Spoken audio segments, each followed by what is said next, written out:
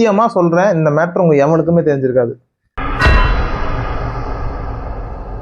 அதாவது இப்ப நான் லுங்கியை கட்டிட்டு தான் கொஞ்சம் வீடியோ எடுத்துட்டு இருக்கேன்னு சொன்னா உங்களால நம்ப முடியுமா? முடியாது. ஏன்னா வீடியோ அப்படி வச்சிருக்கேன். ஸோ அதே மாதிரி நம்ம கேஜிஎஃப் படத்துல ஆண்ட்ரூ கேரக்டர் தெரியுமா? அதான் அந்த தகரடப்பாவோ தங்க உண்டியல் டைலாக் பேசிட்டு வருவார்ல, தங்க உண்டியல தகரடப்பான்னு நினைச்சிட்டு இருக்காங்க. அவருக்கு தமிழ்ல டப்பிங் வாய்ஸ் கொடுத்தது யார் தெரியுமா? நம்ம விவேக் சார் படத்துல இந்த ஒரு காமெடி சீன் பார்த்திருப்போம்ல. தெரியல. இப்ப தெரியுதா? தெரியல. இப்ப தெரியுதா? தெரியல. இப்ப தெரியுதா? தெரியல. இப்போ தெரியல. இப்பவாச்சும் தெரியுதா? தெரியல. இங்க தாத்தா மாதிரி ஒரு கேரக்டர் வந்திருக்காரு இல்லையா, இவரு தான் நம்ம ஆண்ட்ரூக்கு டப்பிங் வாய்ஸ் கொடுத்திருக்காரு.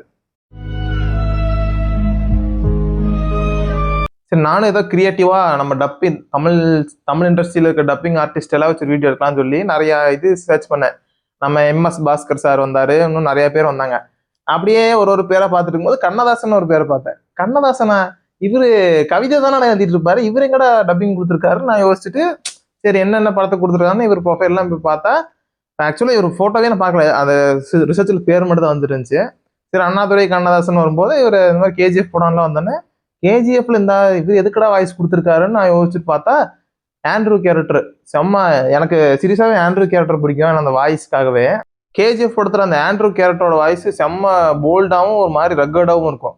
அந்த வாய்ஸை பேசுனது அண்ணாதுரை கண்ணதாசனுங்கிற இவர் தான். இவர் கண்ணதாசன் சாரோட பையன் தான் இவரும். இதை நான் ஃபர்ஸ்ட் டைம் ரிசர்ச் பண்ணி எடுக்கும்போது எனக்கே சத்தியமா என்னடா இது உண்மையா தான் போட்டிருக்கீங்களா இல்ல பொய்யாக்கினா தான் போட்டிருக்கீங்களாடாங்கிற மாதிரி தான் இருந்துச்சு.